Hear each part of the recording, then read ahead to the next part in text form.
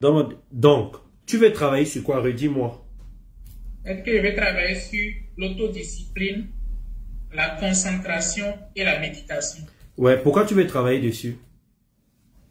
Actuellement, le véritable problème que j'ai, c'est que j'arrive pas à me concentrer sur un seul élément pendant plus d'une minute non-stop. Ok. Et du coup, ça empiète en même temps sur tout ce qui est méditation. Et toutes les fois où je prends des résolutions pour dire, désormais, j'ai défini telle stratégie pour pouvoir y arriver, je manque de cette rigueur-là avec moi-même, de cette discipline-là avec moi-même pour même appliquer la résolution que je me suis donnée. Donc, je l'applique un, deux, trois jours, puis après, je ne suis plus de rythme. Donc, en gros, dans ta discipline, il n'y a pas de la rigueur et c'est pas régulier. C'est ça. Ok. Donc, si aujourd'hui, tu es discipliné, tu sais te concentrer, tu sais méditer, tu penses que ça va t'apporter quoi dans ta vie personnelle et professionnelle? Déjà, si j'arrive à être discipliné, concentré, pouvoir faire la méditation, déjà au plan professionnel, puisque là, je suis encore étudiant. Tu es étudiant en quoi? Tu étudies quoi? Je suis médecin en train de faire ma spécialisation. Médecin, tu sais quoi ta spécialisation? En cardiologie. Cardiologie, ok, d'accord. Ah oui, là tu as vraiment besoin de la concentration, d'élever ton esprit et tout, je comprends, ok. Voilà. Donc au plan professionnel, ça va beaucoup m'aider. Et puis dans les rapports avec, ma réaction avec tout ce qui se passe autour de moi, ça va éviter que je sois amené à avoir des réactions, à réagir à des événements sans une concentration, une analyse plus fine et impartiale des situations. Voilà. D'accord, donc en gros pour résumer, si tu as ces trois éléments-là, dans ta carrière professionnelle, tu vas évoluer et en termes de relations humaines, tu auras une intelligence relationnelle. En gros, c'est ça. Oui.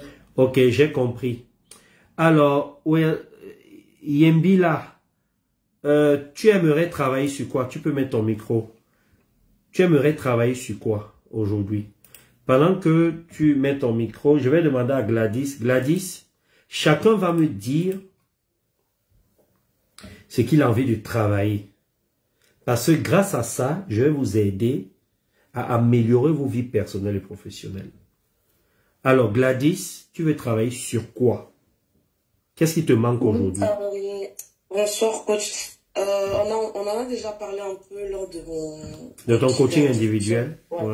Donc moi, j'aimerais travailler sur le fait d'identifier mes potentiels, comprendre ce que je suis venu faire ici, trouver mon objectif de vie et comprendre pourquoi j'ai choisi mes parents et travailler mon positionnement par rapport aux événements.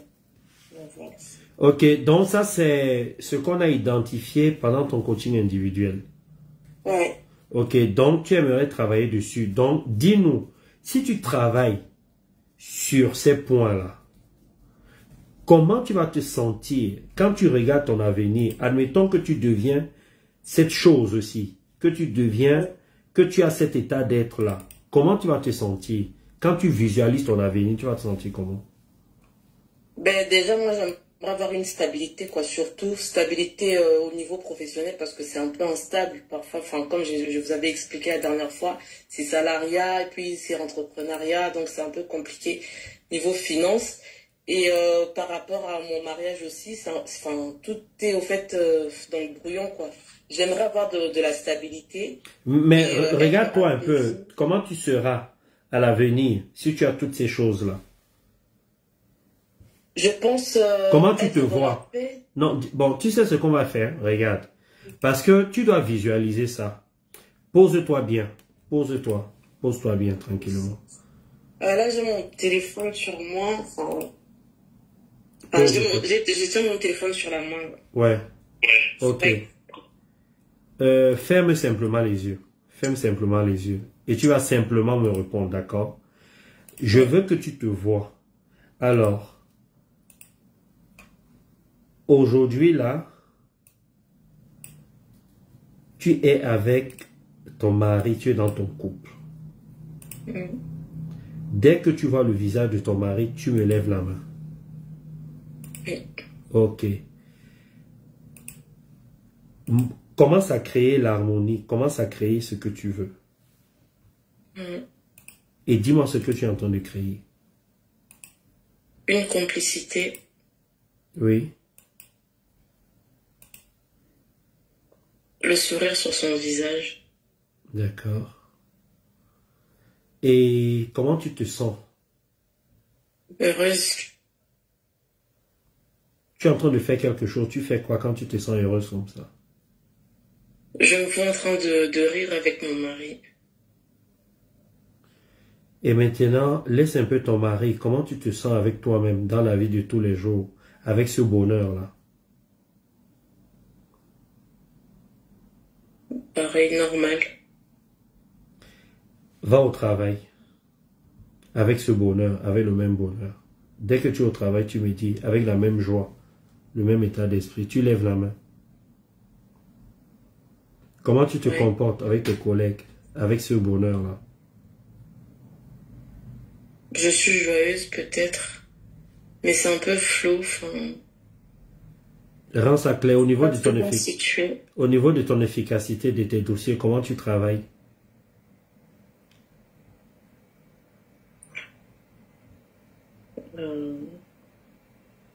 Là, tu es où? En fait, Attends, entre dans une pièce au travail, dis-moi où tu es. Je suis assise sur le bureau. D'accord. Bon, maintenant, prends un dossier. Dès que tu as pris le dossier, tu lèves la main. Ok. Traite ce dossier avec efficacité, étant dans la joie. Ok. Qu'est-ce que tu fais? Je suis concentrée. Je traite le dossier, mais en étant concentrée. Ok, ouvre les yeux. Voilà. Tu vois ce qu'on vient de faire là? Voilà ce que ça va t'apporter. Regarde, tu as parfois des problèmes de concentration. Ouais, c'est vrai que quand je fais quelque chose, je pense à une autre chose. Même parfois tout à l'heure, j'ai regardé la conférence, mais j'étais sur les réseaux sociaux en même temps. Voilà. Tu vois que à travers cette petite méditation que je viens de faire avec toi, cette petite méditation guidée, je viens de comprendre l'une des problématiques que tu as. Tu as du mal à être ici et maintenant. Là, c'est vrai. Et ça, c'est suffisant pour que tu aies des problèmes dans ton couple. Ouais. C'est suffisant pour que tu aies des problèmes au travail, pour que tu ne sois pas augmenté. C'est suffisant pour que tu ne te connaisses même pas. Parce que, comme ton esprit est focalisé dans d'autres choses, ça prouve simplement qu'il y a quelque chose qui te fait peur. Il y a quelque chose que tu fuis. D'accord? Bon. Donc, tu vas voir qu'aujourd'hui, c'est ça ou pas déjà, dis-moi? Oui, c'est ça. J'ai du mal. Même parfois, mon mari, quand il me parle, j'écoute, mais en fait, je suis pas là. Et c'est ça, ça fait partie des problèmes que vous avez. Parce que, voilà, parce que, en fait, tu ne communiques pas avec lui. Oui ou non? Ouais, c'est vrai. Voilà. Donc, tu vois que à travers ce petit coaching-là, si on arrive à travailler ta concentration, parce que dans ton cerveau, il y a une peur qui te pousse à ne pas te concentrer. En fait, sans le savoir, tu pratiques la procrastination. C'est-à-dire, tu vois, par exemple, c'est ça, non? Tu vas voir que, par exemple, nous sommes en conférence. Pendant que je parle, toi, tu es dans les réseaux. En fait, tu remplaces un objectif par un autre. Et ça te donne l'impression que tu fais quelque chose. Mais en gros, quand on creuse, à la fin, tu ne fais pas grand-chose. Bon, les conséquences de tout ça, c'est que, par exemple, dans ta relation amoureuse, l'autre ne va pas se sentir respecté. Ça peut être ça. C'est le cas de ton mari ou pas? C'est ça. Voilà. Il ne va pas se sentir respecté. Et quelqu'un qui ne se sent pas respecté, ne se sent pas aimé, Non, regarde. ne se sent pas désiré. Tu vois? Mais tu as vu tout à l'heure que dans la méditation guidée, tu as vu le sourire qu'il avait. Et toi-même, imagine, quand ton mari a le sourire, quand il est content, qu'est-ce qu'il est capable de faire? Il est capable de faire. Choses, surtout lui. Par exemple, il est capable de faire quoi? Tout ce que je lui demande, au fait. Par exemple? Par exemple, s'il a de moyens de m'offrir une voiture, par exemple. Donc, tu vois que... Je lui demande des tâches à la maison, il va tout faire, faire le ménage, faire même des petites choses aux plus grandes. Donc, tu vois que rien qu'à travers ce coaching, en travaillant dessus, tu peux rendre ton mari heureux. Et ton mari étant heureux, il te rend 3 fois, 4 fois beaucoup plus heureuse. Tu vois comment c'est génial? Rien qu'à travers un problème de concentration que tu as. Pour ça, tu n'as pas besoin d'aller prier. Tu n'as pas besoin d'aller voir un marabout. Tu n'as pas besoin qu'on te dise qu'il y a une révélation. C'est le travail sur soi qu'il faut faire. Il faut travailler. Regarde, là, en 10 minutes, on vient de trouver quel est le problème.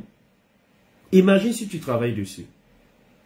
Comment ça va changer ta vie? C'est ce que je dis parfois aux gens. Je dis aux gens que la plupart des gens ne vont pas à l'essentiel. Les gens font du bricolage. Ils veulent rafistoler leur vie. Alors qu'il faut bosser sur soi. Donc, ce que tu dois travailler, dans cette formation, il faut qu'on mette de la concentration. Méditation et problème de concentration, ok? Ok, merci coach. Tu es content d'avoir appris ça? Oui. Pour moi, ça m'avance, oui. D'accord. Ok, merci. Alors, je vais demander à Yembila, tu peux mettre ton micro? Mets ton micro. Qu'est-ce que tu aimerais travailler? Bonjour coach. Bonjour. Je suis dans un endroit public. J'espère que le bruit ici ne va pas déranger. Ok. Tu aimerais travailler quoi? Ok.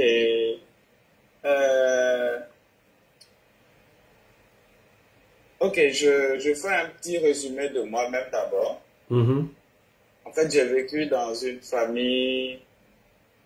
Non, dis-moi pourquoi on avance. Dis-moi simplement. Oui. Dis-moi, tu aimerais travailler sur quoi? Parce qu'en fait, si je t'explique ça, ça va m'amener à te dire sur quoi je veux travailler. Bon, vas-y alors. J'ai besoin de 5 minutes pour... Non, on n'a pas 5 minutes. C'est pour ça, on n'a pas 5 minutes. C'est pour ça. Parce que on a déjà fait 1 heure ensemble. Essaie d'être simplement concis. Bon, regarde, je vais t'aider. Tu vois, en tant que coach, je viens de voir le premier problème que tu as. Et tu vas me dire si c'est ça. Le premier problème que tu as, c'est que toi, dans ta vie, tu as besoin que les choses soient bien structurées. Tu as besoin que les choses soient bien cadrées, bien ordonnées. Quand ce n'est pas structuré, tu perds. C'est ça ou pas?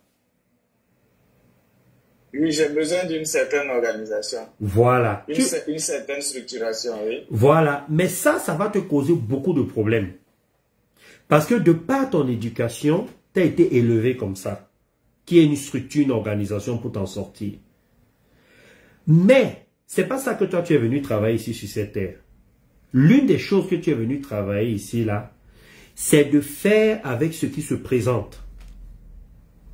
Et pour le moment, quand les choses se présentent de façon bizarre, quand les choses se présentent sans organisation, tu es perdu. Tu cherches d'abord à réorganiser et ça te perd beaucoup de temps. Tu regardes bien tes relations, que ce soit amicales, amoureuses, familiales et tout ça. Tu vas te rendre compte que si ça ne se passe pas comme tu veux, tu n'es pas à l'aise. Oui ou non? Oui. Voilà. Donc, là, comme tu es avec un coach, je vais te coacher un tout petit peu pour que tu fasses comme tu n'as pas l'habitude de faire. Dis-moi sur quoi tu veux travailler, à part ce que je viens de te dire. Je sais, c'est pas facile pour toi. Dis-moi simplement. Je vais t'aider. Je sais que tu as du mal. Parce que tu veux... Je sais pas quoi dire. Je sais pas quoi dire. Actuellement, tu es en couple? Oui. Tu es en couple ou bien c'est comme ça? Je suis en couple. Bon. J'ai quelqu'un dans ma vie. Bon, écoute, je vais te donner 1 minute pour que tu sois précis et concis. Raconte-moi ton histoire, comme je vois que tu as du mal. Raconte-moi ton histoire en 1 minute et tu vas me dire ce que tu veux travailler. Vas-y, tu es né dans une famille musulmane, je t'écoute. Dans une famille musulmane, on m'a appris à faire la prière, mais on m'a pas vraiment mis la pression. Donc, en fait, j'ai un peu pratiqué, mais pas beaucoup. C'est que moi, particulièrement, je crois à la puissance de l'homme. Je crois au développement personnel. Ce qui fait que je m'intéresse beaucoup à tout ce qui est spirituel. Je n'aime pas les contraintes. Je n'aime pas j'aime pas qu'on me mette des limites. Voilà, donc quand je suis allé voir au niveau des religions, il y a trop d'interdits, il y a trop de... Moi, je ne me sens pas bien. Voilà, je veux faire les choses telles que je le sens. Si je ne fais pas, c'est parce que j'ai pas envie de le faire, pas parce que on me dit de ne pas faire ou de faire. Voilà, je suis un peu libre, quoi. Je n'aime pas qu'on m'oblige. Donc, je m'intéresse beaucoup à tout ce qui est développement personnel et je lis beaucoup de livres de grands auteurs. D'accord, dans là j'ai compris. Et qu'est-ce que tu aimerais alors? C'est quoi la problématique? Voilà, j'aimerais trouver mon chemin parce que quand j'ai des problèmes et je n'ai pas de solution, souvent j'en vois un peu partout. Comment les autres font, les gens prient, les gens vont consulter les marabouts, les gens vont voir les féticheurs. J'avoue que j'ai déjà été pour consulter les féticheurs et tout. Maintenant, la question que je me pose, est-ce que tout ça, les marabouts, tout ce que les gens font là, est-ce qu'il y a du vrai dedans? Est-ce que ça marche? Est-ce que ça ne marche pas? Maintenant, je crois beaucoup en la science et en la connaissance. Je sais que à travers la connaissance, à travers la critique et l'autocritique, à travers le travail sur soi, on peut se passer, on peut faire son autocritique et puis... ok. Bon, dis-moi, quand tu allais voir les marabouts, soyons objectifs, après je vais te répondre. Quand tu allais voir les marabouts, sans entrer dans les détails, tu allais voir un marabout, c'était pourquoi? Pour quel problème? J'ai été voir un marabout une fois parce que, en fait, je venais de me séparer et... Tu voulais reconquérir? Tu voulais reconquérir? Je voulais reconquérir ma partenaire, voilà. Ouais. Et le marabout t'a dit quoi quand tu allais le voir? Il t'a dit que c'était possible? Oui, il m'a dit de faire des sacrifices et tout, bon, voilà, quoi. Et c'était quoi comme sacrifice que tu as eu à faire? C'était, il faut faire des rituels, il faut sacrifier des poulets, il faut... Il y a toute une cérémonie, il y a des paroles à prononcer. À prononcer, voilà. C'était un peu... Bon, quand on t'a demandé de sacrifier les poulets, de tuer, d'égorger les poulets et tout ça, c'était quoi l'objectif? En égorgeant le poulet, qu'est-ce qui se passe? Comment est-ce que ça agit? Il dit que c'est des sacrifices, c'est comme ça, quand tu viens, bon, tu dois faire des sacrifices. Et le poulet après, aller où? Qu'est-ce que tu as fait de ce poulet après? Non, c'est lui qui a tout fait. Souvent, il me dit, il faut aller faire des offrandes. Et il est resté avec le poulet après? Oui, c'est lui qui a tout fait. Moi, je n'ai jamais égorgé le poulet. Moi, j'ai envoyé juste l'argent et puis bon, c'est tout quoi. Donc, il t'a dit, il faut faire les sacrifices de poulet. Donne-moi l'argent. Moi, je vais aller acheter. C'était les poulets là avec quelle couleur? C'était les poulets quoi? Blanc? C'était quoi? Il y avait différentes couleurs. Il fallait un poulet de telle couleur, telle couleur, telle couleur. Et c'était des gros poulets qu'il fallait, des gros poulets? Bon, moyen, pas spécialement. Mais Donc, en quelque sorte, tu l'as nourri, quoi. bon, peut-être, hein. Donc, il t'a dit, donne-moi l'argent. Il faut les sacrifices de poulet. Donc, il faut plusieurs types de poulets. Donc, lui, il allait, il a acheté le poulet. Non, c'est moi, mais je suis allé acheter et puis je suis venu lui donner. Et après, il ne t'a même pas donné un seul poulet. Non, il a fait son travail et puis c'est fini, quoi. Et tu lui as pas demandé ce qu'il va faire des poulets? Il dit qu'il va sacrifier, non? Bon, entre nous maintenant, entre nous. Là, tu es avec un coach spirituel, spécialiste en intelligence émotionnelle et relationnelle. Est-ce que ça a marché? Je ne sais pas. Est-ce que tu as reconquis ta copine? Non. Donc, tu as fait tout ça, et les poulets, et l'argent, et les paroles que tu as prononcées, les incantations, tout ça, zéro. Tu n'as pas récupéré ta copine. Chaque fois que tu arrives, quand il finit, il te dit ça va aller. Quand ça ne va pas, tu reviens. Il regarde, il dit que il y a quelque chose encore, il faut faire sacrifice encore. En fait, il te tient psychologiquement, il te tient. Donc, chaque fois, il te tient et tu donnes encore plus d'argent. Après la deuxième fois, là, moi, je dis non, ça ne marche pas. Non. Il dit, je suis pas, j'ai refusé. J'ai dit non. Je ne fonctionne pas comme ça. Et quand tu lui as dit non, qu'est-ce qu'il t'a dit? Non, je suis plus reparti. Celui qui m'a envoyé, il m'a dit de venir, on va aller. J'ai dit non. J'ai dit, moi, je ne pars plus là-bas. Je ne joue pas à ce jeu-là. Bon. C'est bien que tu aies vécu cette expérience et c'est ça qui t'amène aujourd'hui vers la pure spiritualité. Pas la spiritualité que les gens inventent. Tu vois, ce que ce monsieur a fait, c'est ça que je vous ai expliqué tout à l'heure. Ça peut être des coutumes, ça peut être des pratiques. Si tu te sépares d'une personne comme tu t'es séparé de ta copine, elle est partie pour certaines raisons. D'accord? Toi-même, dis-moi pourquoi elle est partie, la fille, là. Pourquoi elle est partie? Il y a quelque chose que tu as fait qui n'était pas bien. C'était quoi? Non, on ne s'entendait pas, il y avait trop de disputes, voilà, et puis bon. Donc, vous étiez constamment en conflit? Oui. Voilà, donc, tu sais comment régler les conflits? Il y a, dans la spiritualité, dans le développement personnel, dans l'intelligence émotionnelle et relationnelle, il y a toute une méthode pour régler les conflits. Que ce soit en entreprise comme dans les relations personnelles. Ce n'est pas en allant voir un marabout. Ce n'est pas en priant qu'on règle ce genre de problème. Il y a un point qu'on appelle la gestion des conflits. Quand ça ne va pas dans une relation, personnelle comme professionnelle, il y a une façon de faire. Ce qui tue beaucoup de gens, surtout les Africains, c'est que on a tellement été habitué aux miracles. Parce que dans la Bible, on parle des miracles. On parle de sorcellerie dans les coutumes.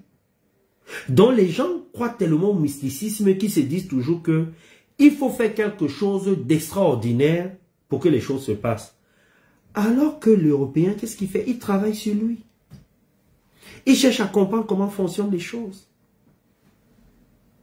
Et moi, c'est mon objectif, c'est mon but aujourd'hui, c'est ma mission. C'est d'amener mes frères et mes sœurs africains à travailler sur eux. Vous gaspillez de l'énergie, de l'argent pour rien. Donc, ce que je vais te répondre, c'est que ça n'existe pas. C'est de l'arnaque. Vas-y, je t'écoute. Ok. J'avais des soucis judiciaires. Voilà, okay. Donc on m'a dit de faire quelque chose en Afrique là-bas. Tu vis où? Tu vis où? Où est-ce que tu vis? Je suis à New York. Tu es à New York. Oui, on t'a demandé de faire quoi? De faire des sacrifices et puis bon, de sorte que ça m'aide à bien m'en sortir dans ces différentes affaires-là. Et tu as fait quoi comme sacrifice? On a dit qu'il fallait sacrifier un mouton et puis faire des prières. Et donc j'ai envoyé l'argent seulement. Et c'était quoi comme prière qu'il fallait faire? Non, c'est quelqu'un qui... Les gens viennent le voir, c'est en Afrique, c'est dans mon pays, quoi. Tu es de quel pays? Tu es de quel pays? Tu es du Burkina Faso, ok. C'est quelqu'un... Les gens disent que ouais, il est fort, il résout beaucoup de problèmes des gens. Donc, les gens peuvent le voir. Cette personne, on dit qu'il consulte une fois une fois par semaine, chaque 2 semaines ou chaque semaine, je ne sais plus là. Donc, quand lui il fait, en tout cas, généralement, ça marche bien. Donc, alors, ça a marché pour toi? Tu as... Non, c'est pas encore fini, ça est en cours. Je ne sais pas si ça va marcher ou ça va pas marcher. Dans tous les cas, moi, j'ai mon avocat qui essaie de... Je travaille avec mon avocat. Maintenant, s'il y a des esprits qui vont aller changer... Donc, eux, ils te disent que tu as des problèmes judiciaires dans un pays, en fait, aux États-Unis. Et donc, comme tu es d'origine africaine, on te dit non, il y a un monsieur qui consulte une fois tous les 2 semaines. Et quand il consulte, ça marche. Donc, voilà déjà quelqu'un qui a créé son mythe, son système. Et il te dit, envoie l'argent pour que j'achète un mouton. Et on fait des prières. On sait tous que le mouton là, s'il a vraiment acheté, ça va être à lui.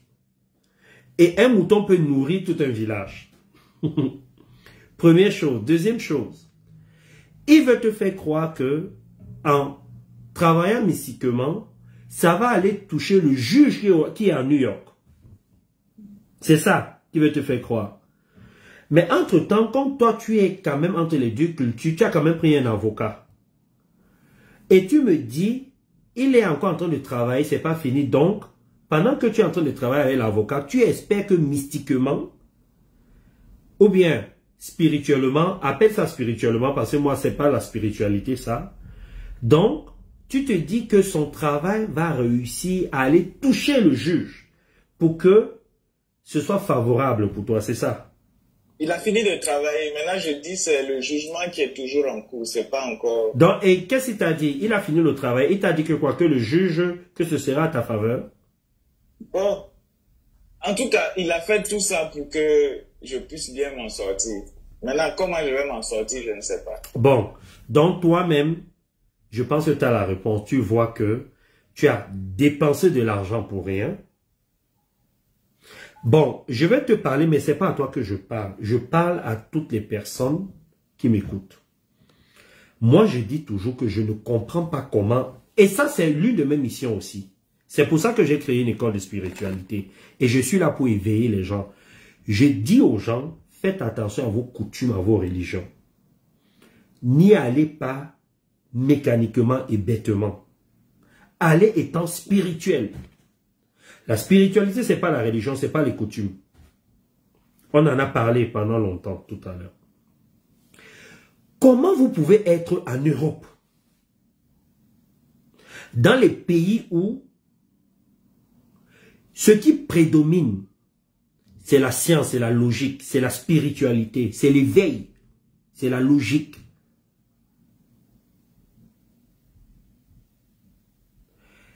Et vous laissez tout ce qui est évolué pour espérer qu'à travers les esprits, à travers les marabouts, à travers la religion, ça va marcher. Parce que les gens vous disent que on a nos coutumes, on est des Bantous, on est des Peuls, on est ceci et cela, des faux discours comme ça, là, ça ne marche pas. Pourquoi? Parce que vous devez comprendre que tout ce qui se passe aujourd'hui en Afrique, quand vous connaissez l'histoire des peuples, ça s'est passé en Europe, en Amérique, un peu partout. Ils faisaient aussi des sacrifices. Ils avaient des marabouts. Il y avait des marabouts en Europe. Aux États-Unis, il y en avait. Il y avait les sorcières. Il y avait des forêts. Il y en a toujours, mais il y avait des forêts. Ils avaient des voyants, ils avaient tout ça. Ils faisaient des sacrifices. Ce que vous voyez là en Afrique, ça se faisait déjà en Europe. Ils ont compris que ça ne sert à rien. C'est pour ça que les églises sont vides. C'est pour ça qu'ils se sont mis à la science. Pour comprendre comment le métaphysique fonctionne. La physique quantique. Comprendre comment le cosmos, l'univers fonctionne. Ils sont sortis de là. Et nous sommes dans leur pays. Au lieu de nous adapter, et comprendre, on va encore dépenser de l'argent dans des choses qui ne nous donnent que l'espoir. Je vais te répondre, je vais revenir à toi. On vit beaucoup dans l'espoir et pas dans le concret. J'étais en Croatie la semaine passée, c'est parce que vous avez vu mes vidéos avec des amis. Et j'ai dit à un ami, arrête de vivre dans l'espoir, vis dans le concret. Crée le concret. Il me dit, Brian, comment je vais créer le concret? Je lui ai dit, mais base-toi sur l'expérience. Tu as déjà vécu quelque chose. Ça s'est bien passé, ça s'est mal passé. C'est une expérience qui va t'aider. La même situation se représente. Au lieu de te baser sur ce que tu as déjà vécu pour résoudre le problème, tu vis dans l'espoir en espérant que ce sera différent. Comment tu veux que la vie t'aide? Moi, personnellement, quand j'étais petit, comme je suis né en Afrique, on m'a amené chez les marabouts, chez les guérisseurs. Ça n'a rien changé. Ma vie a commencé à changer quand j'ai travaillé sur moi, sur mes émotions, sur mon côté obscur, sur mon côté lumineux. Quand je suis devenu un être spirituel, c'est là que ma vie a changé. Mais avant, j'étais dans les croyances. Je jouais au foot, je me blessais. On me disait, c'est une de tes tantes qui a fait ça, qui ne veut pas que tu joues au haut niveau. J'avais les difficultés à gagner de l'argent à un certain niveau, pas mon travail. Je voulais une augmentation, je ne l'avais pas. On me disait que envoie des choses pour qu'on puisse toucher l'esprit de ton patron. C'est pas vrai, ça ne marche pas.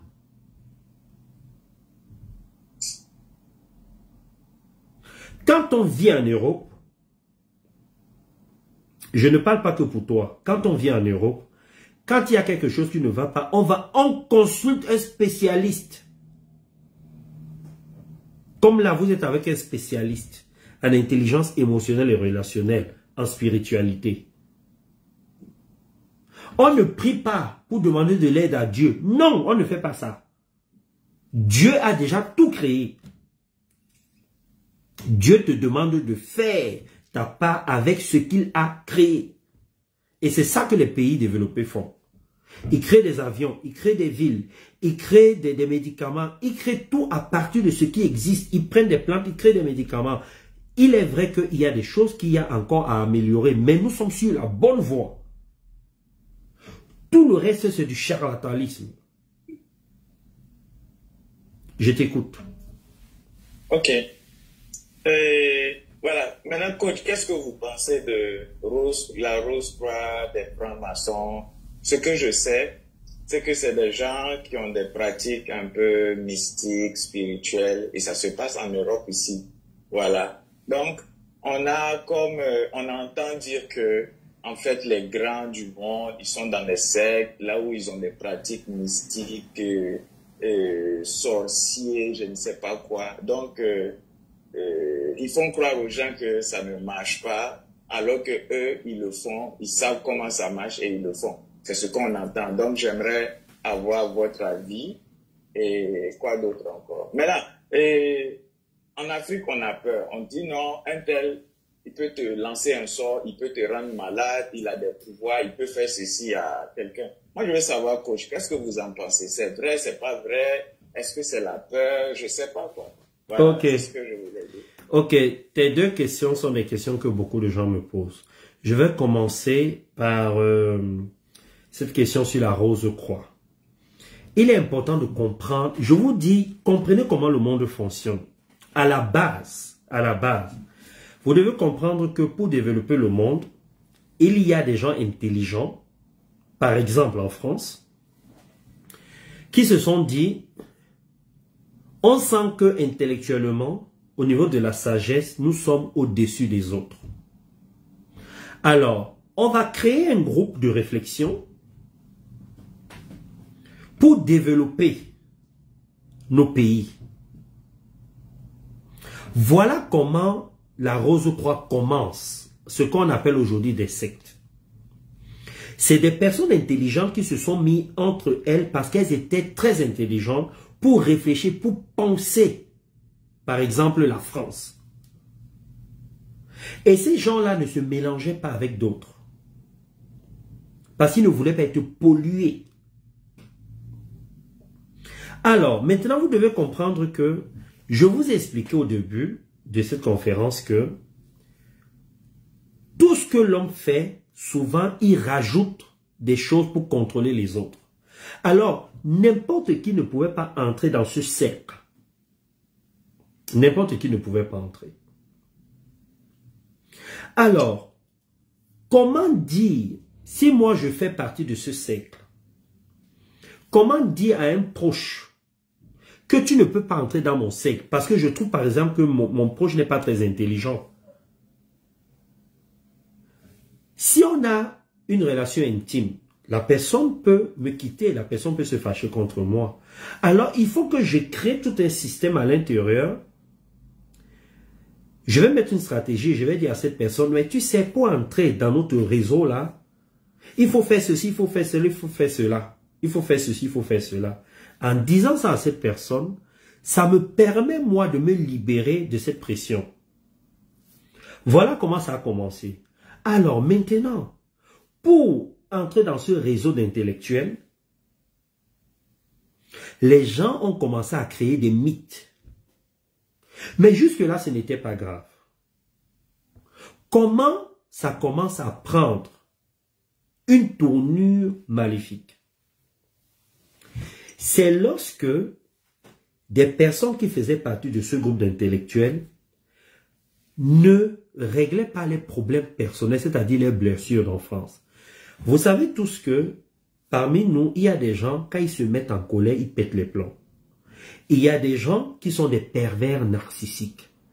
Il y a des gens qui aiment tuer. Il y a des gens qui aiment la violence. Il y a des gens qui aiment manipuler. Il y a tout type de personnes. Quand tu n'as pas travaillé sur toi et que dans un réseau, tu commences à être le plus intelligent, tu peux commencer à imposer tes tares, tes défauts, tes blessures, ton côté obscur aux autres. Tu peux commencer à dire aux autres, par exemple, si tu veux atteindre un poste, il faut que je couche avec toi. Avec l'intelligence que j'ai, si je couche avec toi, je vais te donner de la force. Ce n'est que de la manipulation. En fait, c'est un côté de moi que je n'ai pas réglé. Un problème psychologique, émotionnel et comportemental que je n'ai pas réglé. Alors, je me soulage sur toi. Et pour que je continue à me soulager sur toi, je vais créer tout un mystère dessus.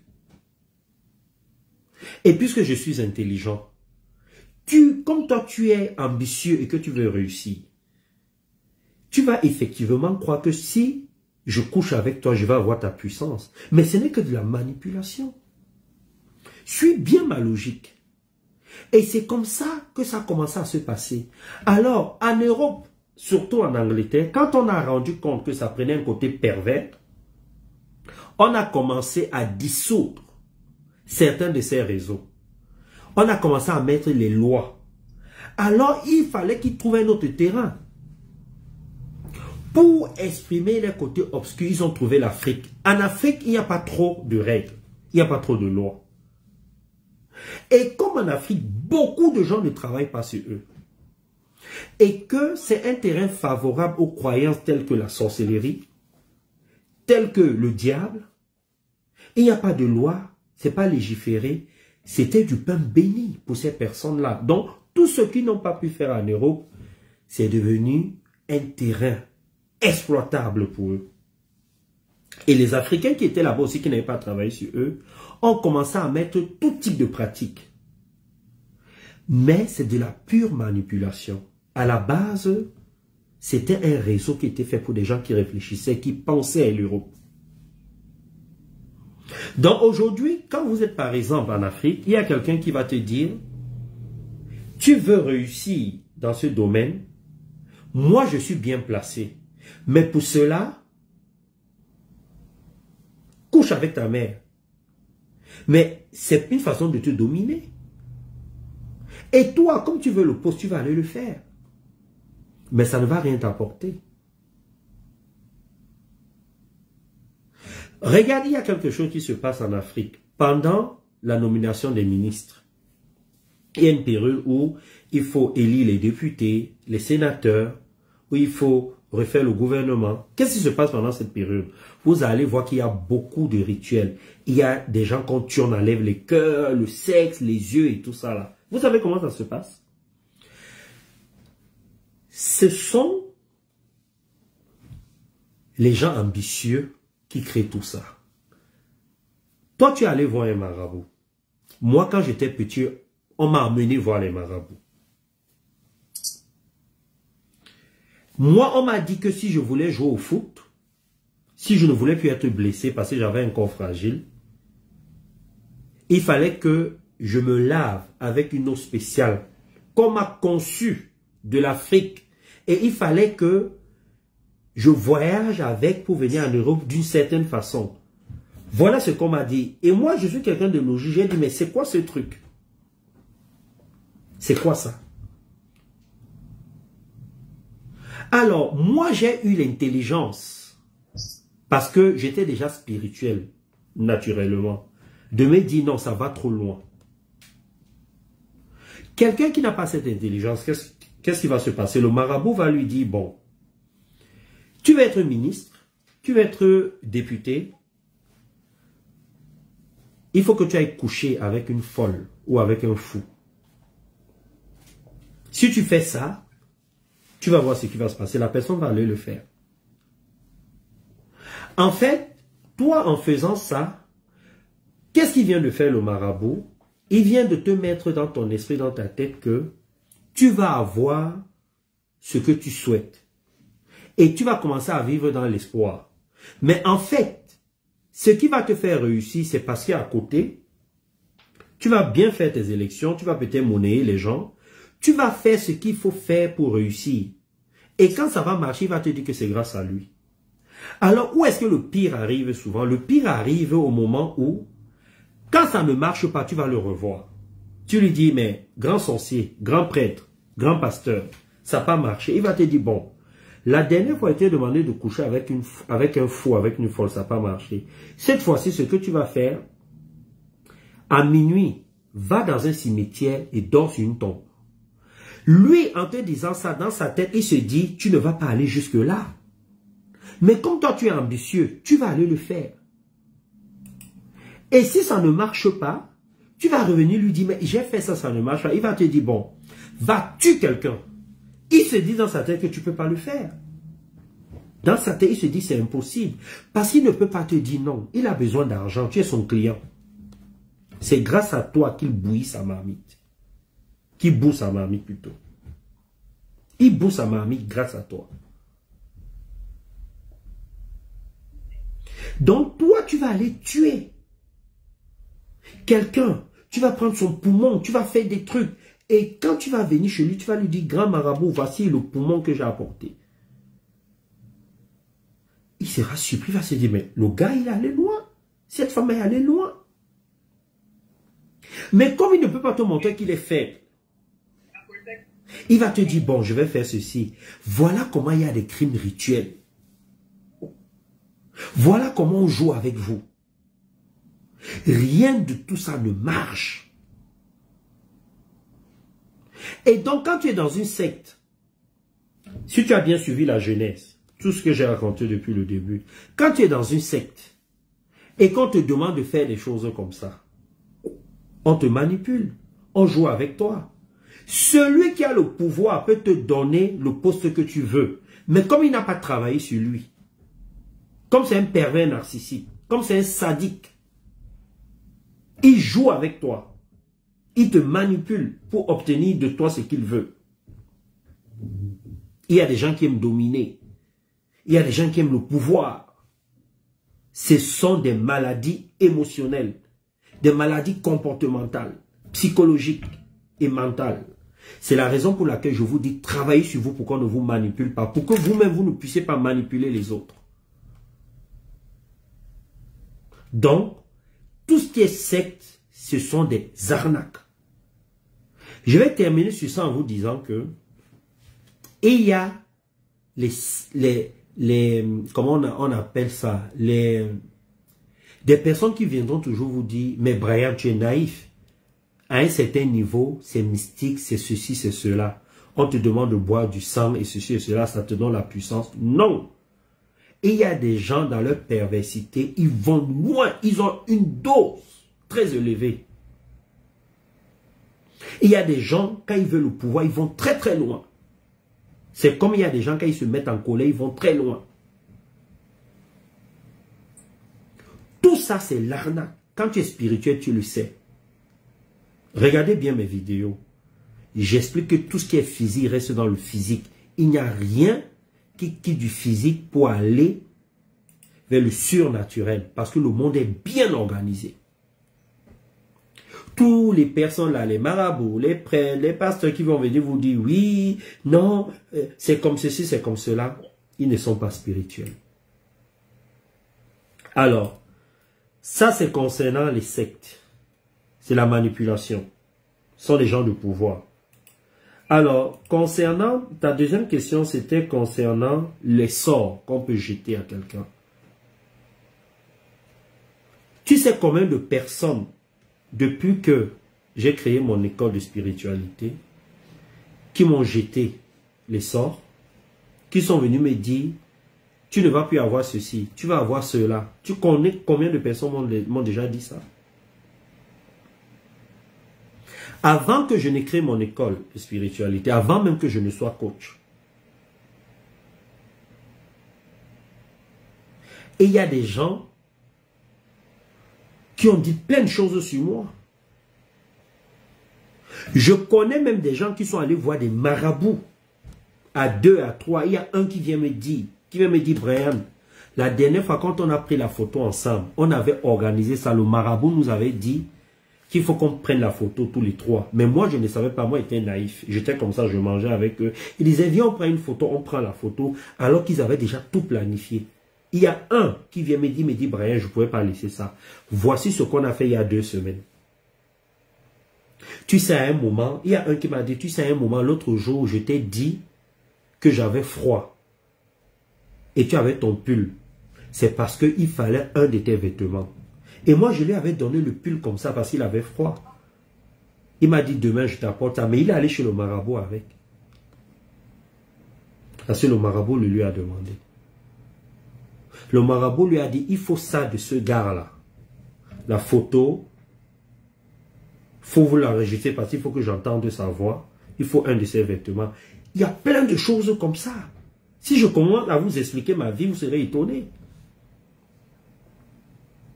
N'en parlons pas pour les femmes. Mes cheveux, vous connaissez combien de femmes ont déjà eu à couper mes cheveux pour aller chez les marabouts avec?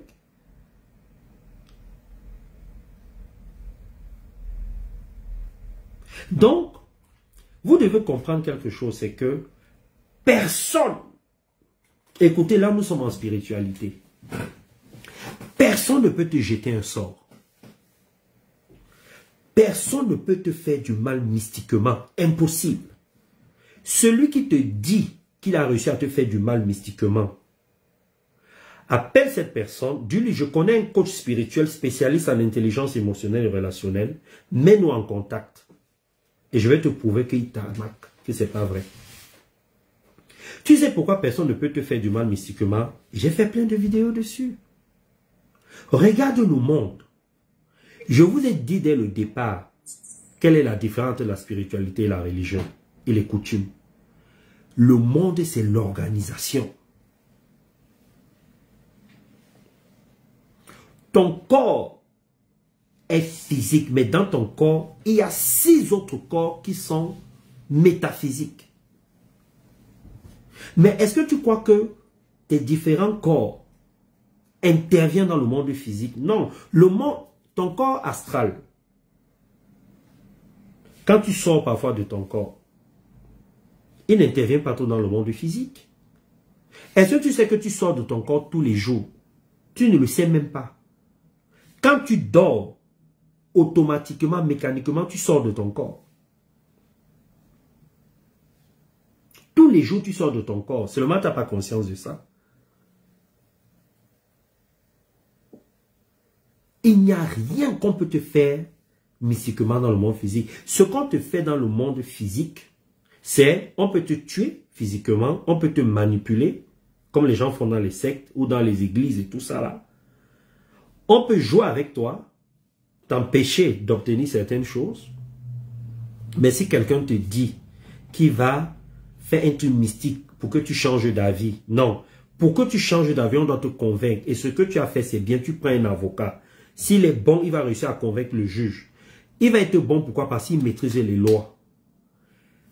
Si c'était possible que la sorcellerie, les marabouts, la prière change les choses, je peux te dire que toi qui es africain, le Burkina serait déjà champion du monde. Aujourd'hui, le Burkina est en train de... En fait, le Burkina n'est plus... C'est-à-dire, avec tout ce que Thomas Sankara a commencé, aujourd'hui, le Burkina ne se laisse plus dominer par le gouvernement français. Vous pensez que ça a été fait mystiquement? C'est sur le plan militaire que ça s'est fait. C'est sur le plan des institutions. Pourquoi ça ne s'est pas fait sur le plan mystique? Pourquoi? Parce que ça ne marche pas comme ça. Ce qui s'est passé au Mali, pourquoi ça ne s'est pas fait mystiquement? Pourquoi ça se fait sur le plan militaire? Parce que ça se passe comme ça, parce que c'est physique. Vous pensez qu'il n'y a pas les marabouts au Burkina? Il n'y a pas les marabouts au Mali? Vous pensez que s'il y avait les marabouts et que ça marchait, et que c'était si puissant que ça, Poutine aurait besoin de ses armes? Emmanuel Macron aurait besoin de la diplomatie? Joe Biden aurait besoin d'envoyer des armes en Ukraine? Vous pensez qu'ils n'ont pas besoin des marabouts? Qu'ils n'ont pas besoin des prêtres, des pasteurs, des imams qui vont prier pour changer la donne? Vous pensez qu'ils n'ont pas besoin du mysticisme pour réussir? Non, come on. Réfléchissez. Sortons de là. Soyons rationnels. Ça ne marche pas. Et celui qui te dit ça, c'est quelqu'un qui va entretenir le mystère. Parce que ça l'arrange. D'autres questions? Est-ce que ça vous parle ce que je vous dis là, les athlètes de la réussite? Ça vous parle ou pas? Je t'écoute, oui. Diabaté. Diabaté, je t'écoute. D'accord, j'aimerais un peu aller dans le sens de Ouedraogo. Oui. Par rapport à ce que vous êtes en train de dire là, je me dis aussi quelque part, est-ce que le fait que ces marabouts donnent des choses aux gens, ça ne leur donne pas une force? Parce que moi, je suis en Côte d'Ivoire. J'ai vu des cas où des marabouts font comment on appelle, des allumettes ou donnent à des gens quand on tissu ou bien c'est coupé à leur couteau, ça ne rentre pas. Est-ce que ça, c'est pas une espérance directe comme ça? Qu'est-ce qui fait ça? Non, c'est faux. C'est faux, regarde. C'est faux, regarde. Même ici en Europe, il faut que, je vous ai dit tout à l'heure qu'on arrive avec 5 dons. On arrive avec d'autres choses. C'est à l'école de spiritualité qu'on apprend tout ça. Il faut que tu saches qu'il y a des gens qui ont la capacité avec leur corps de faire un tour sur eux-mêmes à 360 degrés. Il y a des gens qui tournent le cou, tu le sais. Et il y a des gens qui prennent leurs bras, ils font de leurs bras tout ce qu'ils veulent, oui ou non? Oui. Et il y a des gens qui ont la capacité de courir. C'est-à-dire, ce que toi tu fais en 2 heures, eux ils font ça en 10 minutes. Regarde, là moi je suis en France, il y a les Jeux Olympiques bientôt. Hier, j'étais en train de regarder le parcours du marathon. Et il y a des gens qui te font ça en 2 heures et quelques minutes. Mais je ne sais pas sur combien de kilomètres. J'ai regardé le parcours. C'est-à-dire, ils vont jusqu'à Versailles, pour ceux qui connaissent la France. Ils reviennent, ils font presque le tour de l'île de France. Le marathon. Toi, tu ne peux même pas faire 2 minutes. Donc, tu arrives avec des capacités. Il y a des gens, ils ont la peau, mais ils n'ont pas la même peau que toi et moi. Tu vois, il y a des gens comme ça. Mais ça ne veut pas dire que c'est quelque chose de mystique. Et il y a des gens qui vieillissent moins que les autres, oui ou non? Oui. C'est parce que les gens n'ont pas compris comment fonctionne l'humain. Il y a des gens qui ont une peau fragile. Il y a des gens, dès qu'ils mangent quelque chose, ils ont des boutons. Et il y a des gens, dès qu'ils mangent, ils grossissent. Il y a des gens, ils mangent tout, ils ne grossissent jamais. Il y a des gens comme ça. Ou bien quand ils grossissent très peu. Vous connaissez ces gens autour de vous, non? Oui, oui. Moi, je connais quelqu'un, il boit de la bière, mais quand je vous dis qu'il boit de la bière, il boit vraiment. Il a rarement le ventre gonflé. Mais moi, si je bois une seule canette de bière, j'ai le ventre gonflé.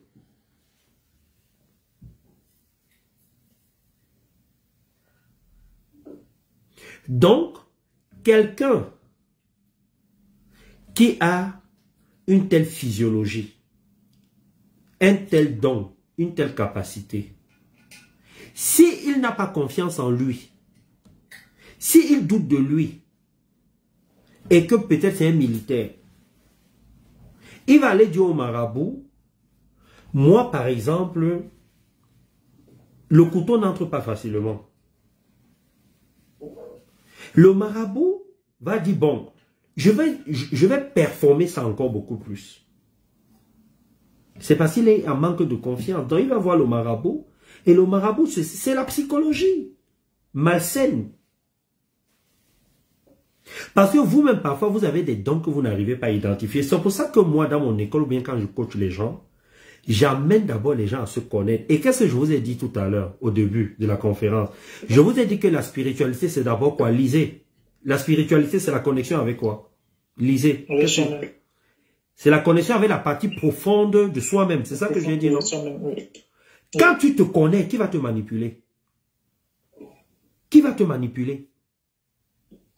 Quand tu te connais, tu es vrai avec toi-même. C'est pour ça que, dans mon livre, ce que la forêt m'a appris, la première fondation, c'est dis-toi la vérité à toi-même et à propos de toi-même. Parce que quand tu apprends à être vrai avec toi-même, c'est la première fondation pour être un être spirituel. On vous ment, on joue avec vous, on joue avec vos dons, avec vos capacités, avec vos talents. On joue avec vous, on vous manipule, vous manquez de confiance, vous vivez dans la peur, vous avez des doutes, vous vivez dans les inquiétudes, vous vous angoissez. L'environnement ne vous permet pas d'avoir des choses. Parfois vous voyagez, mais vous voyagez encore avec vos peurs. Moi, je suis là pour vous réveiller, pour vous dire, travaillez sur vous. Si tu veux que ta vie change, on a vu tout à l'heure, j'ai fait avec la dame, j'ai fait 10 minutes de travail avec elle, elle a compris. Si tu veux que ta vie change, personnel, professionnel, que ce soit les problèmes de maladie, des problèmes financiers, faut travailler sur toi. Ce qu'on peut travailler sur le plan émotionnel, spirituel, comportemental et psychologique, on le fait. Ce qu'on peut travailler sur le plan médical, physiologique, on le fait. Voilà ce qu'il faut faire. Arrêtez de rêver. La prière ne résout pas les problèmes. Je vous le dis déjà, j'ai fait plusieurs vidéos dessus. La prière, c'est la foi. Tu as la ferme assurance que ça va marcher. Tu crois fermement. C'est ça la prière. Tu as espoir. Les grands maîtres, Jésus, Bouddha, Mahomet, tous les grands maîtres priaient très peu. C'était des gens concrets. Ce sont des gens qui méditaient beaucoup. Ils méditaient beaucoup plus qu'ils ne priaient. Et j'ai fait des vidéos, je vous ai dit que la prière, ce n'est pas ce que vous avez l'habitude de faire. D'abord, tu n'as même pas besoin de trop prier. Ce dont tu as besoin, c'est de méditer, c'est de méditer, c'est de méditer. Et la bonne méditation. Pas la méditation que je vois sur Internet, là. Les gens, on vous dit, faites ceci, vous écoutez la musique. Non. La vraie méditation. Il y a les 7 niveaux. Ta vie ne fonctionne pas comme tu veux. La meilleure façon de fabriquer ta vie, c'est de bosser sur toi. C'est tout. Il n'y a rien d'autre à faire. D'autres questions? Après, on a fini. Après, je vous propose le programme. D'autres questions? D'autres questions? Plus de questions? Sophie en avait une tout à l'heure. Edouard, oui, Jocelyne, regarde s'il y a d'autres questions. On prend encore quelques questions, après on passe. Sophie en avait une, tu lui avais dit qu'elle qu'elle la pose tout à l'heure. Oui, vas-y, pose ta question, ça a coupé. Ça a sauté tout à l'heure. Edouard, Sophia, c'était quoi ta question? En fait, à un moment donné, vous avez dit qu'il n'était pas possible de tout comprendre en une seule vie. Et je me posais la question, est-ce que, dans le cas, par exemple, où vous insistez sur ce point où vous nous dites souvent il est important de comprendre comment on était morte dans sa précédente vie, pour pouvoir être en alignement, je crois, avec sa mission de vie dans la vie actuelle. Je me posais la question de savoir, est-ce que quand on n'a pas du tout cette notion, on passera à coup sûr à côté de ce qu'on est venu faire? Oui, bon, maintenant, il faut pas oublier, je l'ai déjà expliqué plusieurs fois, qu'il y a une grande différence entre l'objectif de vie et la mission de vie. J'ai posté des vidéos dessus. Parce qu'on entend beaucoup de gens, et ça c'est la mode, la mission de vie, la mission de vie. Non, ça, et faites attention à ce que vous écoutez. L'objectif de vie, c'est quoi? C'est ce pourquoi moi, Brian, je suis ici sur la terre. Qu'est-ce que je suis venu faire ici? Ça, c'est mon objectif de vie. Et, d'ailleurs, je vais faire une conférence dessus, je vais faire un programme dessus, parce que les gens ne comprennent pas que c'est ça l'essentiel. Et pour trouver ton objectif de vie, il faut comprendre pourquoi tu as choisi ta famille. Parce qu'il y a des gens qui ne comprennent pas toujours pourquoi ils ont choisi des parents qui étaient absents, des parents violents, des parents trop gentils, des parents comme ceci ou comme cela. C'est à travers ton objectif de vie. Donc, une fois que tu as trouvé ton objectif de vie, maintenant, selon la période à laquelle tu as trouvé ton objectif de vie, parce que si tu trouves ton objectif de vie tard, le temps que ta mission de vie te soit révélée, tu auras déjà perdu du temps. Donc, c'est quand tu vas revenir à la prochaine vie qu'il va falloir que tu travailles ton objectif de vie beaucoup plus tôt pour que tu aies le temps de faire ta mission de vie. Alors, la mission de vie, c'est quoi? La mission de vie, c'est qu'est-ce que j'apporte pour que l'humanité, pour que le programme collectif vers l'évolution, vers la lumière, avance beaucoup plus rapidement. C'est ça la mission de vie. C'est-à-dire, on est tous destinés à aller vers la lumière. Nous tous. Mais seulement que c'est lent. C'est lent parce qu'il y a des gens qui ont du mal, il y a des gens qui sont très égoïstes, qui sont méchants, qui aiment escroquer, qui font du mal, qui sont en colère, etc. Donc cela retarde l'évolution.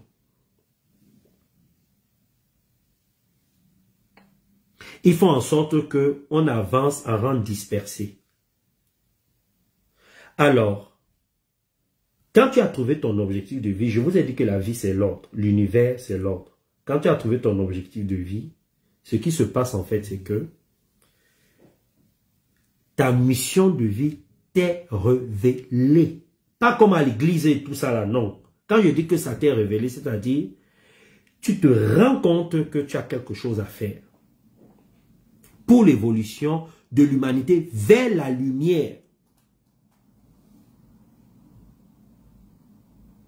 Donc, ce que vous entendez parfois dire, quand les gens vous parlent de mission de vie, il y a des gens qui vous disent, ma mission de vie est d'aider les gens, est de coacher les gens. Non! Ce n'est pas ta mission de vie. Tu as décidé, tu as emprunté un objectif de vie, un objectif d'un autre, et comme tu sens que tu peux conseiller les gens, tu dis que c'est ta mission de vie. Non, ça, c'est pas ça qu'on appelle la mission de vie. Quand tu es dans ta mission de vie, ça se sait. Tu le sais. Bon, je ferai une conférence dessus pour reconnaître les signes d'une mission de vie. Est-ce que j'ai répondu à ta question, Sophie? Oui, oui, coach, merci. Ok, une dernière question. Edouard, une dernière question. Oui, j'aimerais rebondir sur la question là pour savoir si, de façon automatique, il y a un lien entre le don que l'on développe et la mission de vie. Tu voudrais savoir quel est le lien qu'il y a entre un don... Est-ce qu'il y a un lien de façon automatique, sans effort, qui se développe, qu'il y a entre le don et la mission de vie? Bon, il faut comprendre quelque chose, c'est que les dons que nous avons, tu vois par exemple un enfant, à 6 ans, il joue facilement du piano.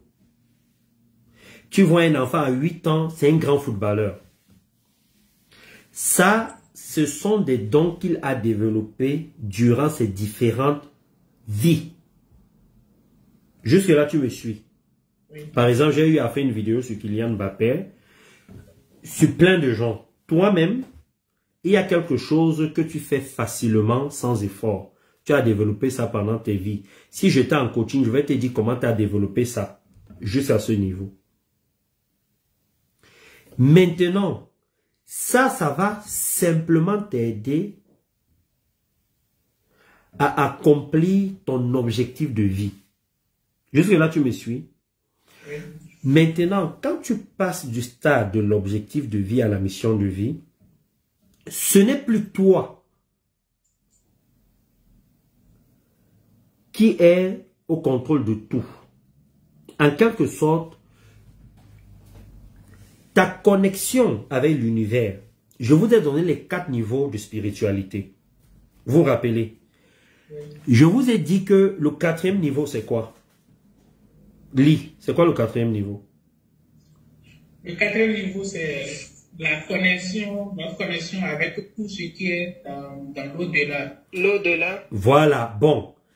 Quand tu entres dans ta mission de vie, il y a une partie de toi qui est là depuis le début des temps, qu'on appelle esprit.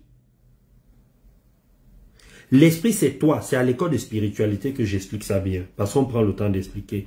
Cette partie-là, elle est là depuis le début. Quand tu entends parfois certains chrétiens disent que Jésus a dit, je suis assis à la droite du Père. Vous entendez parfois les choses comme ça. C'est pour ça que je vous dis toujours que dans les religions, il y a des choses vraies qui sont incomplètes et ça embrouille. Ce qui fait que les enseignements sont méconnaissables. Vous devez comprendre que il y a des enseignements de Osiris qu'on a donné à Jésus, qu'on a attribué à Jésus. Jésus n'a jamais demandé ça parce que Jésus a apporté ses enseignements. Il était très puissant. Mais on a pris ces enseignements, on les a donnés à Jésus. Non, on a pris les enseignements d'Osiris, on a donné à Jésus et ça embrouille les gens. Et c'est ça qu'il faut aujourd'hui. Vous avez beaucoup de kémites qui vous disent que non, Jésus n'a pas existé et tout. Bon, eux aussi vont trop loin. Vous devez comprendre que quand vous connaissez l'histoire de l'humanité, même en Serbie, à l'époque, au tout début, il y a eu des grands prophètes, des grands maîtres, qui disaient des choses que Jésus dit, que Jésus a eu à dire, que Bouddha même a eu à dire. Alors, quand vous entendez que je suis assis à la droite du Père, en fait, en spiritualité, c'est l'esprit qui se trouve dans l'au-delà. Et l'esprit, c'est la partie supérieure de toi. Mais tu ne le sais pas. Tu n'es pas encore à l'école, tu ne peux pas le savoir. Donc, c'est cette partie-là qui entre en connexion avec toi parce que cette partie-là est là depuis le début. En fait, c'est la partie supérieure de toi. C'est un peu comme toi, tu as une version limitée de toi. Et quand tu commences, quand tu atteins ton objectif de vie dans cette vie-ci, la partie lumineuse, la partie supérieure de toi se révèle. Et cette partie-là, elle est connectée à la partie supérieure qui est à l'au-delà. Donc, c'est elle donc maintenant qui entre en communication avec toi et qui commence donc, vous commencez donc à échanger et tu remplis ta mission de vie. En ce moment, on ne parle plus de dons. Là, il n'y a plus de dons. Parce que c'est un autre niveau. Là, tu es en mission. Pour parler terre à terre, quand on te donne une mission, on te donne des instructions claires, oui ou non? C'est ça une mission. Quand on te dit que tu es en mission, tu as un objectif clair. une façon de te comporter, une façon de faire. Mais on te donne la mission parce qu'on sait que tu es capable de l'accomplir, oui ou non. Si tu n'as pas les capacités, on ne te donne pas. Mais ça, c'est au côté humain. Maintenant, sur le plan spirituel, imagine donc quand ta mission de vie t'est révélée. C'est parce que tu as déjà des capacités qui te permettent de le faire. Donc, la plupart des gens font la spiritualité de comptoir. La psychologie de comptoir, les gens jouent. Les gens utilisent les mots comme ça. Ils ne vont pas en profondeur. Mais ça marche. Et c'est ça qui est dommage. Tu as vu la différence ou pas? Oui. Ok, les athlètes. Je prends une dernière question. Il y a une dernière question? Oui, vas-y.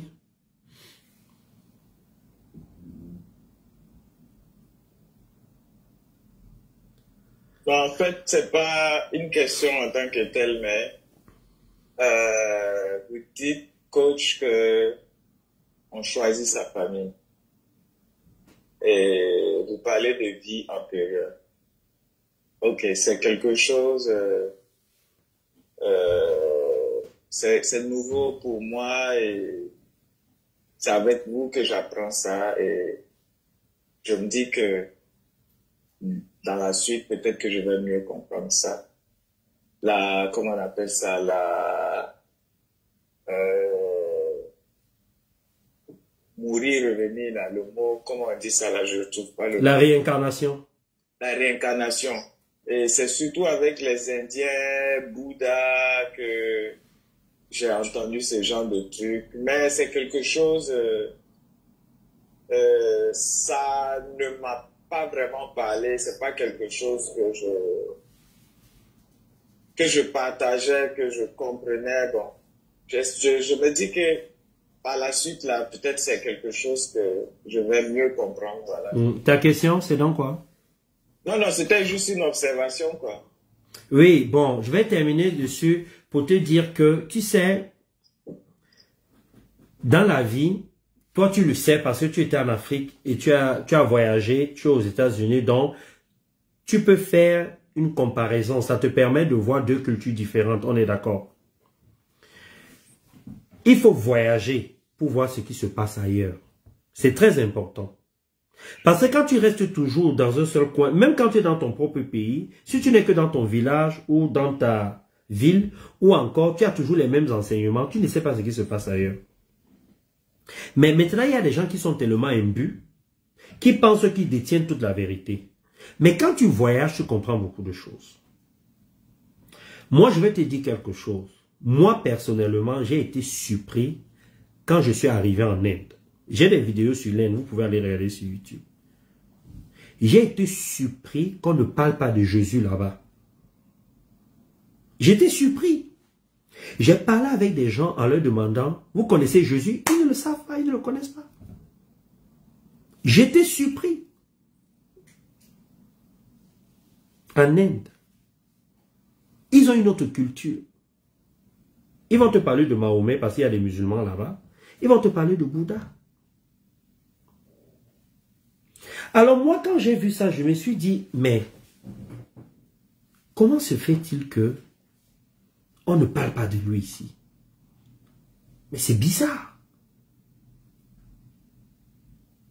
Et c'est là que j'ai compris en fait qu'il faut être très humble dans le monde dans lequel on vit. Et il faut être éveillé. Parce que quand tu te retrouves dans une partie du continent, on va te faire croire à des choses. Quand tu arrives dans un autre continent, tu vas te rendre compte que tu es limité. On va même te ridiculiser, on va te rire au nez. On va même te demander de quoi tu parles.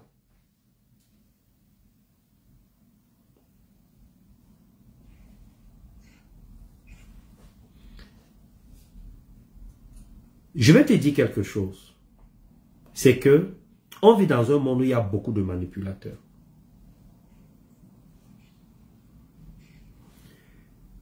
Et il y a des enseignements qu'on attribue aux autres. On nous a caché beaucoup d'enseignements. Parce qu'on sait que si tu es au courant de ces informations, tu seras libre. Je vous ai dit qu'il y a des gens qui aiment le pouvoir. Vous devez comprendre ça. Est-ce que tu sais que Jésus, par exemple, si on se base sur ce qui est écrit dans la Bible, on dit qu'il est mort, il est revenu 3 jours après. C'est ça qu'on dit, oui ou non? Comment tu appelles ça? Quelqu'un qui part, il meurt, il est enterré, il revient, tu appelles ça quoi? Eux, ils appellent ça la résurrection, c'est ça, non? Mais il est parti, il est revenu. Pourquoi? Il est d'abord venu en tant qu'enseignant. Pourquoi il a fait ça? Il est venu nous dire que la vie, là, ce n'est pas comme vous croyez. Quand tu pars, tu reviens et tu repars. C'est ça qu'il a fait. Il est d'abord venu en tant qu'enseignant avant d'être un guérisseur. Et les gens ne veulent pas comprendre. Alors que le message est clair. Mais comme on n'a pas écrit réincarnation, comme on n'a pas écrit tu pars, tu reviens, les gens, comme ils sont dans la foi, ils disent résurrection, ça s'arrête là. Après on te dit qu'il est monté au ciel. Pourtant le message est clair. Il est parti, il est mort, enterré, il est revenu, il est reparti. Si on se base sur la Bible, qu'est-ce que les gens veulent? Les gens ne veulent pas réfléchir d'eux-mêmes. Les gens préfèrent être dans la foi. Les gens aiment quand on... Les gens sont comme ça. Regarde dans notre société, on aime ça. On aime quand on te dit, lève-toi. Voici ce qu'il faut faire. Voici comment se comporter. Voici comment il faut être. Il y a des gens qui sont des moutons, ils aiment ça. On est des bébés, on aime quand on nous dit ce qu'il faut faire. Voici le code, il faut le respecter. Si tu ne respectes pas ça, voici ce qui va t'arriver. Et parfois on ne respecte pas. On aime quand on nous remet à l'ordre, quand on nous ramène à l'ordre. Nous sommes comme ça dans notre société. Il y a très peu de gens qui sont indépendants. Très peu de gens sont indépendants. Très peu de gens réfléchissent d'eux-mêmes. La plupart des gens réfléchissent en ayant des bases, des bases qu'ils ont lues quelque part. Les gens très peu de gens réfléchissent à partir d'eux-mêmes. C'est pour ça que je vous ai dit que la première phase dans la spiritualité, c'est la connexion avec toi-même. Tu réfléchis à partir de toi-même, pas à partir de ce que tu as lu dans un livre, pas à partir de ce que tu as entendu quelque part. Donc, tu vas apprendre ça. Ok, les athlètes, donc je vous propose l'accompagnement, d'accord? Alors, vous m'avez dit à peu près ce que vous voulez travailler. Ok, vous m'avez dit à peu près ce que vous voulez travailler.